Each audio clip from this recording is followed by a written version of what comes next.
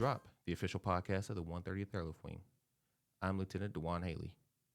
It's UTA weekend, and joining us is Wing Commander Colonel Bryan Preece, Deputy Wing Commander Colonel Richard Switzer, and Command Chief Master Sgt. Jeff King.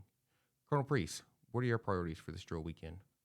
All right, good morning, Lieutenant Haley. Thanks for having us. It's great to be here with you guys for one last time. So starting on drill, we're going to have the wing change of command on Saturday morning at 9 o'clock. Colonel Switzer will assume command, and after that, he and Chief King are going to be leading the wing. So I'm not going to talk about drill priorities on today's podcast. I'll leave that in their very capable hands. I did want to take a moment and congratulate Colonel Switzer. I'll do this during the change of command speech more specifically, but incredible selection. You're going to be a great leader for the wing, so really happy for you, Colonel. Thank you, sir. Appreciate that. To the members of the wing, I just wanted to say thanks for an incredible 6.5 years. I look back and some of the things we've been through, the COVID and the way it changed our protocol, multiple inspections, an REV, converting from an H to a J model mission, multiple deployments, also supporting our state on short notice, and even the way we strategize, the adversary that we plan for has changed over the last 6.5 years. And the airmen of the wing have responded perfectly, every single time. During the last UEI, I was asked by a couple people if I was nervous or if I was worried, and I replied to them truthfully. I said, not at all. And the reason I wasn't was because I knew our people. It's almost taken for granted. I knew that we would do well. So to all of you, I thank you so much. I love you and love what you've done. Every job here is important. Some of them get more prestige than others, but every single job here matters, and what you do matters. And I thank you for it. It's been a great time, and I wish you well in the future. That's all I have. Colonel Switzer, it's all yours. All right, thanks, sir. Appreciate the remarks. I would echo what you'd say, but I would also add to that. And true to form, you're a very humble individual and rarely talk about yourself, if at all.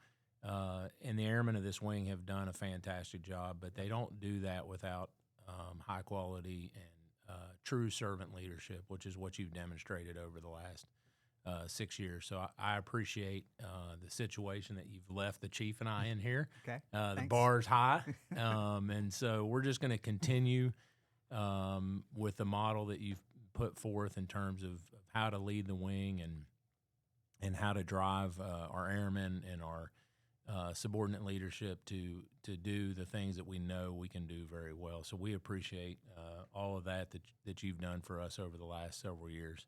Thank you. Just to shortly touch on a few things for this weekend and look back on a couple things over the last week or so going into this weekend. So obviously we have the change of command, sir. You talked about that. That's going to start at 0900 on Saturday. So for all the airmen out there listening, please make sure you stay tuned in to your unit leadership and your supervisors, where and when to be. I think Lieutenant Haley's going to try to get us a big photo that day, so everybody's going to be in OCPs so that we look uniform and all part of the same wing.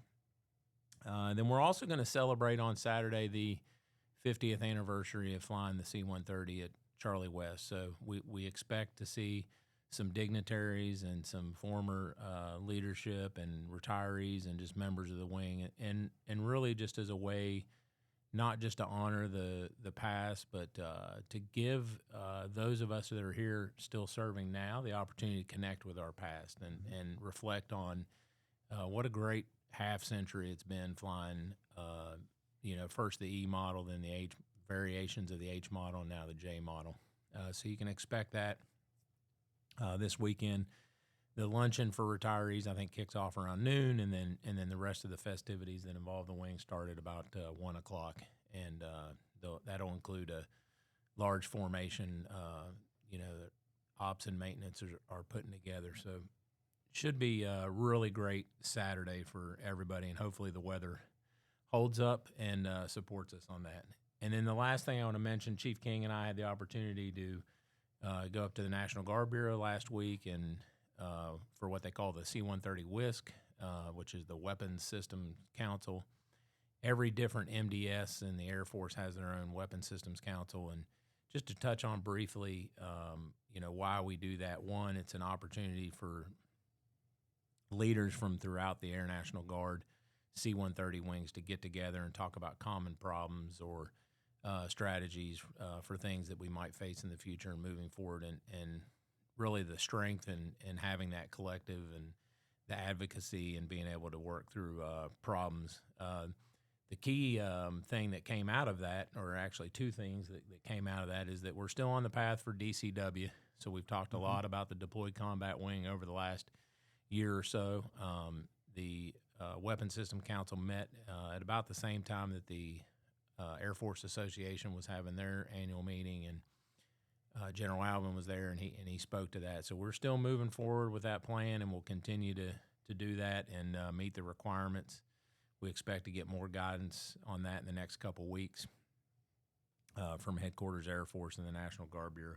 And then the other thing they talked about, which is near and dear to our hearts, is the upgrades of the C-130 from the model that the version that we have, which is a 6.0 to the 8.1, and the challenges that we're going to see with training in terms of producing qualified pilots and crew members out of Little Rock. So we talked a little bit about that and just working on an enterprise solution to make sure that we continue to get a high-quality product and the right output in terms of training. So that's basically how Chief King and I spent our last week. It's a pretty good week. And, I forgot about the Chiefs golf tournament. So you didn't even get a chance to brag about that, boss. You go out of here on the last year winning the Chiefs golf tournament. I think again, maybe is it back-to-back or? No, not back-to-back, but I had some great teammates. I'll say that. Okay. That was my best contribution, was picking the team. Hey, great teammates. That means ringers, Chief. I don't know if you. Yeah, he had some ringers for sure. But I will end on that. It really, the folks that put on that Chiefs tournament, and there are several airmen within the wing that support that, and we have a lot of help from outside folks, but it is a fantastic event. I would encourage anybody that, whether you play golf or not, get involved with that next year, because it's a lot of fun and it's a lot of good for the airmen in this unit. That's all I have. All right, thanks, Colonel Switzer. I had 5 things I was going to talk about, but I'm going to talk about one more thing. I'll piggyback off the D.C. trip real quick. So Colonel Switzer talked about the WISC and what that meant. But on our last day in D.C., Colonel Switzer and I were able to actually go down to D.C. proper and see some of the airmen that were deployed there. And that was really insightful for me. Colonel Hall and Chief Young gave us kind of like a walkthrough, and we went to a couple of different bases to see what our airmen went through throughout that day and through the weeks and what they're doing daily, right? And then we got to talk to a handful of them, and they were very upbeat, and they had nothing but positive things to say. I mean, they are ready to come home, some of them, but they are enjoying the mission, and they're enjoying what they're learning from that mission. So it was a pleasure to walk around with you and see how that whole operation was going. Yeah, I think the other thing that was remarkable there, Chief, was that all the positive feedback that we got. So everybody we talked about talked about how West Virginia, both the 167th and the 130th, were crushing it up there, and just lots of positive feedback, which is always awesome to hear anytime you talking to somebody from another state, another unit, or what have you. Yeah. So carrying on, but my original 5 things I was going to talk about, I'm going to talk about 2 things that happened last month. First, I'm going to start with the fun run and Breakfast of Champions. So thanks to FSS and Sustainment, they did a great job putting that on last drill. The weather was perfect for the fun run, and the Breakfast of Champions was outstanding as usual. So thanks to that organization, that group, for putting that on. Great time. And then the other event I'm going to talk about that happened last month was the flyovers. So we had 2 of them, one for WVU football game, one for the Marshall football game. The WVU got a lot more exposure just because of social media. But the Marshall flyover, I think, we actually hit the TOT on time. So that crew did really well. But, we were talking about that flyover, our daily, like 9 o'clock, I think Friday, Tuesday or whatever. And we're just talking about all the work goes into it. And Colonel Markham, when he saw the flyover on TV, the only thing he could think of was like, nobody knows how much work goes in that flyover, which is really true, right? So 30 seconds of a flyover, but it took days to plan that. And it's just not the crews that are planning that. I mean, the crews do a lot. They're talking to the tower, they're doing the flight plan.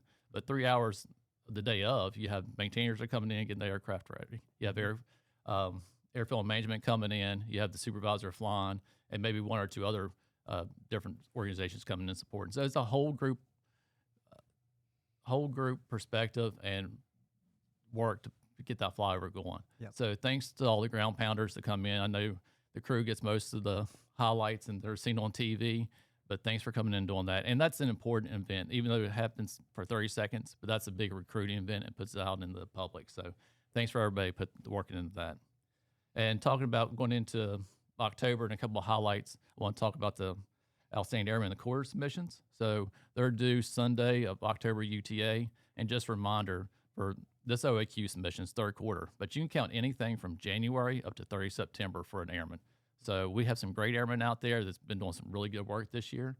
So, supervisors, commanders, put your airmen in for the OAQ. Next, we're going to have the Hall of Honor for Colonel Bill Peters on Sunday at 10 o'clock in the wing briefing room. Colonel Peters was wing commander here. He did a lot of great work for this wing. More importantly, I think, though, he does so much work in the community and for the aviation. He's known statewide for what he does. So if you're able to come and honor him at 10 o'clock on Sunday, wing briefing room, I invite you to come down and see that ceremony. And then I'm going to, first sergeant positions open, logistics readiness squadron. So it's currently open and it's closes 20 October. So anybody interested in becoming a first sergeant, I will highly encourage you to talk to a first sergeant now, talk to a commander, come and talk to me if you like. Those packages, you can email me directly. And then once we get the packages, we'll hopefully in November, we'll hold a board and do a prioritization list so LRS can pick their next first sergeant.